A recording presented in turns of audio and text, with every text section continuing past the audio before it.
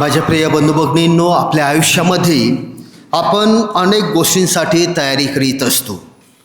आपण संपूर्ण जीवनच तयारीसाठी घालवत असतो. वाढदिवसासाठी आपण तयारी करीत असतो, लग्नासाठी तयारी करीत असतो, बाळाच्या जन्मासाठी किंवा आपलं स्वतःचं करिअर बनवण्यासाठी. विद्यार्थी आहेत ते परीक्षेसाठी तयारी करीत असतात. 15-16 वर्ष आपण कुठे ट्रिपला जात असतो तर ट्रिपचं जे ट्रॅव्हलिंग आहे त्याचं आपण प्लॅनिंग करीत असतो, त्याची तयारी करीत असतो. आजकाल तर सोशल मीडियावर भरपूर काही तयारी केली जात आहे. कुठले कंटेंट आपण टाकायचे, कुठले रील्स बनवायची, कुठलं अकाउंट उघडायचं आणि ते अकाउंट उघडल्यानंतर काय नाव द्यायचं, ID काय खोलायची आणि त्याला कशा प्रकारचा पासवर्ड द्यायचा म्हणजे कुणाला माहिती पडणार नाही. खूप तयारी असते, ह्याच्यासाठी आपण खूप तयारी करीत असतो. किंवा घर बांधण्यासाठी आपली खूप तयारी असते. किंवा आपलं घर जेव्हा आपण बदलतो तेव्हा आपण आपल्या जीवनामध्ये भरपूर काही तयारी करीत असतो. सगळ्यांसाठी आपण महिनोन्महिने तयारी करीत असतो. परंतु माझ्या प्रिय बंधू भगिनींनो, आपल्या आध्यात्मिक जीवनासाठी, देवाच्या राज्यासाठी स्वतःच्या अंतःकरणाची तयारी करतो का? खूप महत्त्वाचा प्रश्न आहे आपल्यासाठी आणि विशेष करून आपल्या सर्व ख्रिस्तीय लोकांसाठी ज्यांनी ख्रिस्तामध्ये बाप्तिस्मा घेतलेला आहे. त्यांना पुन्हा सांगत आहे, आध्यात्मिक जीवनासाठी, देवाच्या राज्यासाठी आणि स्वतःच्या अंतःकरणाची आपण तयारी करतो का? माझ्या प्रिय बंधू भगिनींनो, आपण आगमन काळामध्ये प्रवेश करीत आहोत आणि आगमन काळातील हा आज पहिला रविवार आहे. म्हणजेच प्रभूच्या आगमनाची प्रतीक्षा करण्याचा हा काल. आणि आजच्या शुभवर्तमानामध्ये किंवा ह्या दिवसामध्ये आपल्याला हाच संदेश दिला जात आहे की आपण जागृत राहायला पाहिजे आणि आपण स्वतःच्या जीवनाची आणि स्वतःच्या अंतःकरणाची तयारी करायला पाहिजे, कारण प्रभू येशू ख्रिस्त आपल्यामध्ये येत आहे. परंतु जेव्हा आपण वर्षानुवर्षे ह्या आगमन कालामध्ये प्रवेश करतो, त्याच्यानंतर 25 डिसेंबर आला तर आपण नाताळ साजरा करतो, ख्रिसमस साजरा करतो, पण आपण येशू ख्रिस्ताला ओळखतो का? काही जणांना 30 वर्ष, काही जणांना 40 वर्ष, काही जण 50 वर्ष, 60-70 वर्ष आपण हा नाताळ साजरा करीत आहोत. येशू ख्रिस्त येतो, निघून जातो, परंतु आपण येशू ख्रिस्ताला ह्या नाताळामध्ये कधी अनुभवलेलं आहे का? आपण येशू ख्रिस्ताला कधी ओळखलेलं आहे का? एक लहानशी गोष्ट सांगितली जाते. एक निलो नावाचा एक मनुष्य होता. रात्री झोपला असताना परमेश्वर त्याला स्वप्नामध्ये दर्शन देतो आणि सांगतो की मी उद्या संध्याकाळी 6 वाजता तुला भेटायला येणार आहे तुझ्या घरी. निलो खूप आनंदी असतो, भरपूर काही तयारी करतो, आपलं घर स्वच्छ करतो आणि देव येणार आहे भेटण्यासाठी संध्याकाळी म्हणून डेकोरेशन करतो आणि चांगले पक्वान किंवा भोजन बनवतो आणि तो देवाची वाट पाहत आहे. 6 वाजल्या, देव काही आला नाही. संध्याकाळच्या 7 वाजल्या, देव काही आला नाही. तरी सुद्धा हा वाट पाहत आहे की देवाने सांगितलेला माझ्या स्वप्नामध्ये की तो येणारच आहे आणि तो सर्व तयारी करून बसलेला होता. 8 वाजता त्याच्या दरवाजाची बेल वाजते, उघडतो, तर एक भिकारी उभा होता आणि तो भिकारी सांगत होता, मी खूप दिवस काही खाल्लेलं आहे, मला खूप भूक लागलेली आहे, मला काहीतरी खायला दे. आणि हा निलो त्या भिकाऱ्याला सांगतोय, माझ्याकडे आज एक महत्त्वाचे पाहुणे, प्रमुख पाहुणे येणार आहेत, त्याच्यासाठी मी सर्व तयारी केलेली आहे, तो आता इथून निघून जा. ते भिकारी तिथून निघून जातो. त्याच्यानंतर पुन्हा हा वाट पाहतो. साधारणतः 9 वाजता पुन्हा त्याच्या दरवाजाची बेल वाजते आणि ह्याला वाटतं का आता परमेश्वर किंवा देव आलेला आहे. दरवाजा उघडतो तर एक म्हातारा माणूस तिथं उभा असतो आणि म्हातारा माणूस मदतीसाठी आलेला होता. याला सांगत आहे की माझा मुलगा खूप आजारी आहे, त्याला मदतीची आवश्यकता आहे, त्याला हॉस्पिटलमध्ये नेण्याची आवश्यकता आहे, येऊन मदत कर. आणि हा निलो त्या म्हातारा माणसाला म्हणत आहे की नाही, आज माझ्या घरी VIP येणार आहे, महत्त्वाचा माझा गेस्ट येणार आहे, पाहुणे येणार आहेत, मी कुठेही जाऊ शकत नाही, ते कधी पण येऊ शकतात, तुझा निघून जा इथून, मी काही करू शकत नाही. आणि तो म्हातारा माणूसही निघून जातो. त्याच्यानंतर हा नीलो देवाची वाट पाहत असतो. 10 वाजते, 10:30 वाजता साधारणतः कोणी येत नाही, झोप येते, त्याला झोपतो. झोपल्यानंतर परमेश्वर देव पुन्हा त्याला दर्शन देतो. तेव्हा हा नीलो उठून खूप रागामध्ये आहे की तुम्ही सांगितलं की संध्याकाळी 6 वाजता येणार आहात, आले नाहीत, मी 6 वाजेपासून 10:30 वाजेपर्यंत तुमची वाट पाहत होतो, काय असं वचन दिलेलं तुम्ही. तेव्हा देव त्याला म्हणतो की नीलो, मी तुझ्या घरी आलेलो, पण तुम्हाला ओळखलंच नाही. 8 वाजता तो भिकारी आला होता, हा मी भिकाऱ्याच्या रूपामध्ये आलेलो, मला भूक लागली होती, जेवण मागत, आणि जे पक्वान तू बनवलेले आहेत ती खाण्याची माझी इच्छा होती, तुम्हाला हाकलून दिलंस. त्याच्यानंतर 9 वाजता जो म्हातारा माणूस आला होता, त्याचा मुलगा आजारी आहे, मदतीचा हात पुढे करत होता, तू मदत केली नाहीस, मला मदतीची गरज होती तुझी, आणि तिथंही तू मला हाकलून दिलंस. माझ्या प्रिय बंधू भगिनींनो, आपण परमेश्वराला, प्रभू येशू ख्रिस्ताला ओळखतो. कुठल्या रूपात येईल, कुणाच्या रूपात येईल, कुठल्या क्षणात येईल, कुठल्या गोष्टीमध्ये येईल, हे आपण ठरवू शकत नाही, ते फक्त तो ठरवू शकतो. आणि म्हणून तो जेव्हा येईल तेव्हा आपण त्याला ओळखू शकतो का? म्हणून आज आपण अजूनही कशाची वाट पाहत आहोत? आजच्या शुभवर्तमानामध्ये आपल्याला सांगितलं, जागृत राहा, तयारी करा, आणि सांगितल्याप्रमाणे सुरुवातीला आपण भरपूर काही तयारी करीत असतो. पण आज आपण अजूनही कशाची वाट पाहतो? चमत्काराची. कदाचित हो, भरपूर लोक चमत्काराची अजूनही वाट पाहत आहेत. माझ्या जीवनामध्ये चमत्कार झाला तर मी देवावर विश्वास ठेवेन.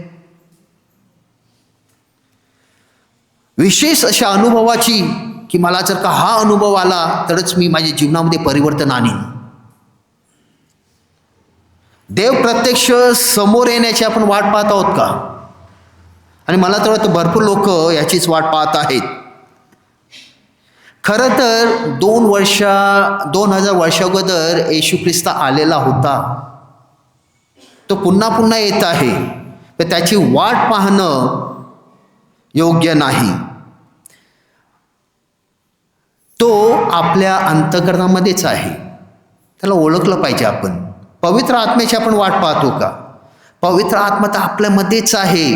जेव्हा आपण बाप्तिस्मा घेतलेला पवित्र आत्मा आपल्यामध्येच आहे, संचाललेला आहे, आणि तो आपल्याला नेहमी जागृत ठेवत आहे, प्रेरित करत आहे, प्रतिध्वनित करीत आहे. त्याची वाणी, त्याचा आवाज आपण ऐकतो का कधी जीवनामध्ये? चुकीचं करायला गेलं तर पवित्र आत्म्याला सांगतो की चुकीचं आहे. चर्च तर आपलंच आहे, आपल्यामध्ये चर्च आहे. विश्वासासाठी थांबलेलो आहोत का? श्रद्धा, की परमेश्वराची श्रद्धा बळकट करावी, ते आपल्याला आपल्या जन्मापासूनच दिलेली आहे. ते आपल्याला दृढ करायचे आहे, आपला विश्वास, आपली श्रद्धा. मग अजून आपण कोणाची वाट पाहत आहोत?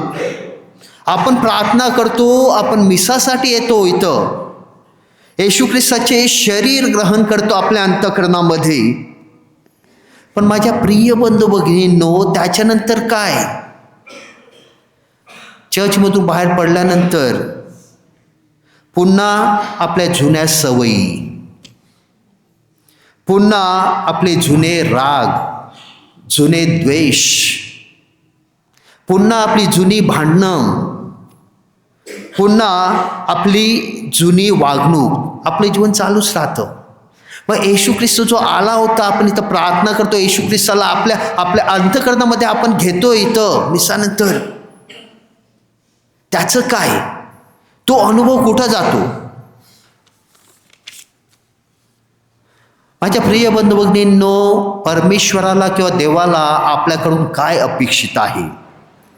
बदललेला जीवन मार्ग, नवीन दिशा, इतरांमध्ये ख्रिस्ताचा चेहरा पाहण्याची दृष्टी, हेच अपेक्षित आहे. आणि हा बदल कायमचा असायला पाहिजे.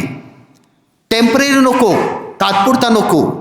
आजचा दृष्टिकोन किंवा आजची मनस्थिती अशी झालेली आहे, आपल्याला सर्व काही तात्पुरतं हवं आहे. आणि जर का आपण ह्या भारत देशामध्ये किंवा आपल्या नगर शहरामध्ये जर का पाहिलं आणि जर का उदाहरण द्यायची झाली, तर आपली शाळेतले विद्यार्थी आहेत किंवा कॉलेज विद्यार्थी आहेत. एक बॉयफ्रेंड किंवा एक गर्लफ्रेंड आहे, पण स्टँड बाय आणखी 2-3 आहेत. सहजपणे ते म्हणतात, फादर ब्रेकअप झाला, मी रिलेशनशिपमध्ये होते. एक गेली, एक गेला, तर दुसरा आहे, तयार आहेच. आणि सत्य परिस्थिती आहे. किंवा आपण म्हणतो की जे युवक काम करत आहेत, मोबाईल सांगते की फादर मोबाईल जुना झालेला आहे. किती वर्ष झाली? नाही, 6 महिन्याचाच आहे, 1 महिन्याचा आहे, जुना झालेला आहे. बाईक 1 वर्षानंतर 6 महिन्यानंतर चेंज करते, खूप जुनी झाली, आता नवीन घ्यायची आहे. तात्पुरती टू चेंज. किंवा त्याच्यानंतर जे काम करत आहेत, या कामामध्ये मजा नाही, बदलायचं आहे जॉब. आपल्याला तात्पुरतं हवं आहे सर्व. आणि हे जग आपल्याला तेच सांगत आहे तात्पुरतं म्हणून. अगोदर 50-50 तरी होतं, त्याच्यानंतर 20-20 आलेलं आहे, आता तर 10-10 आलेलं आहे. याच्यानंतर काय येणार माहिती नाही. आणि ही आपली मनस्थिती झालेली आहे, आपली मेंटॅलिटी झालेली आहे. आपल्याला कायमचा बदल नकोय, तात्पुरता. आणि म्हणून आपण भारत जगामध्ये बघत आहोत, भारत देशामध्ये पाहत आहोत, जमलं तर ठीक, नाहीतर आहे दुसरा रस्ता आपल्याकडे. परंतु येशू ख्रिस्त आपल्याकडून काय अपेक्षित करत आहे? मन परिवर्तन, तात्पुरतं नाही, कायमचं, परमनंटली, फॉरएव्हर. परंतु आज कुठेतरी मला वाटतं की अशी मनस्थिती आलेला आहे की आपल्याला ते कायमचं नकोच, परमेश्वर नको. या चर्चमध्ये मला एंटरटेन जर का होत नसेल तर भरपूर दुसरी चर्च आहेत, तिथं जाईन तात्पुरतं. किंवा या धर्मामध्ये जर का माझा फायदा होत नसेल तर भरपूर दुसरे धर्म आहेत, तिथं फायदा करून घेईन. आणि ही आपली जीवनशैली झालेली आहे. आणि मला तरी वाटतं इथंच कुठंतरी परमेश्वर आपल्याला बोलावित आहे. नवीन दिवस कधी उगवतो? एक लहानसा प्रसंग सांगितला की गुरु आपल्या शिष्याने विचारतो की नवीन दिवस कधी उगवतो? तेव्हा एक शिष्य सांगतो की सूर्योदय झाला की नवीन दिवस उगवतो. दुसरा सांगतो की रात्र संपली की दिवस उगवतो. तेव्हा गुरु त्या शिष्यांना सांगायचे, तुमची दोघांची उत्तरं चुकीची आहेत. आपल्या जीवनामध्ये खरा दिवस कधी उगवतो? जेव्हा आपण देवाचा चेहरा पाहायला शिकतो, दुसऱ्यांमध्ये देवाचा चेहरा पाहायला शिकतो, तेव्हा आपल्या जीवनामध्ये, आपल्या अंतःकरणामध्ये खरा दिवस उगवतो. तो आपल्या जीवनाचा नवीन दिवस. आणि तो कायमचा असायला पाहिजे, टेम्पररी नाही. आणि ह्या प्रकारची तयारी करण्यासाठी ह्या आगमन कालामध्ये आपल्या प्रत्येकाला आमंत्रित केलं जात आहे. माझ्या प्रिय बंधू-भगिनींनो, देव आधीच आपल्या आजूबाजूलाच आहे, कुठं गेलेला नाही. तो कधी आपल्याला सोडून जात नाही. तो आपल्याला दुसऱ्यांच्या गरजेमध्ये भेटत असतो, दुसऱ्यांच्या वेदनेमध्ये भेटत असतो आणि दुसऱ्यांच्या अपेक्षितेत तो आपल्याला भेटत असतो. आणि म्हणून आज आपण ठाम असा निर्णय घेतला पाहिजे ख्रिस्तीय म्हणून. असा निर्णय जो कायमचा असायला पाहिजे, टेम्पररी नको. टेम्पररी असेल तर 1-2 दिवसांमध्ये आपण विसरून जाणार आणि पुन्हा बॅक टू आपल्या त्या जुन्या सवयी, जुने राग, जुने भांडणं जे असेल त्याच, आणि आपल्या जीवनामध्ये काही परिवर्तन येणार नाही. म्हणजे आगमन कालामध्ये आपण जी तयारी करीत आहोत त्याचा काही अर्थ नाही. म्हणून सांगतो, येशू ख्रिस्त येईल, तो जाईल, पण आपल्या जीवनामध्ये काही फरक पडणार नाही. मग कशासाठी इतकी तयारी करतोय आपण? आपण हा ठाम निर्णय घ्यायला पाहिजे की ह्या वर्षी मी देवाला पाहणारच, प्रयत्न करणार परमेश्वराला पाहण्यासाठी, त्याला ओळखण्यासाठी मी आज ह्या वर्षी प्रयत्न करणार. कोणाला तरी एक छोटीशी मदत देण्याची प्रयत्न करणार, त्या मदतीमध्ये मी परमेश्वराला शोधण्याचा प्रयत्न करणार आहे. कोणाच्याही जीवनामध्ये किंवा मनामध्ये नवीन प्रकाश आणण्याचा प्रयत्न करणार, नवीन ज्योत पेटवण्याचा प्रयत्न करणार आहे. तिथं मी परमेश्वराला पाहणार आहे, ओळखणार आहे. म्हणून येशू ख्रिस्त किंवा आजच्या शुभवर्तन आपल्याला जागृत राहण्यासाठी बोलावित आहे आणि ह्या प्रकारे आपण जागृत राहू शकतो. सज्ज राहण्यासाठी तो बोलावित आहे. देव कधी येऊ शकतो सांगितल्याप्रमाणे, आपल्या योजनेप्रमाणे किंवा आपल्या काळानुसार तो येत नाही. तो कधी येऊ शकतो त्याला ओळखण्यासाठी आपण तयार राहूया, जागृत राहूया, सज्ज राहूया. तो कदाचित आपल्या एकदम साध्या क्षणामध्ये येऊ शकतो, कुठल्या पण एकदम साध्या माणसांमध्ये आपल्यासमोर तो येऊ शकतो, एका साध्या कामामध्ये तो येऊ शकतो. परंतु त्याला ओळखण्याचा दृष्टिकोन आपल्यामध्ये असायला हवा. नाहीतर आजही प्रभू येशू ख्रिस्त आपल्याला प्रत्येकाला हेच सांगणार आहे की मी आलो होतो पण तू मला ओळखलं नाही. घरामध्ये, अंतःकरणामध्ये मी प्रवेश मिळवण्याचा प्रयत्न करीत होतो, परंतु तू काही मला घरामध्ये आणि तुझ्या अंतःकरणामध्ये प्रवेश दिला नाही, तू मला हाकलून दिलेलं. मग एक ख्रिस्तीय होण्याचा अर्थ काय?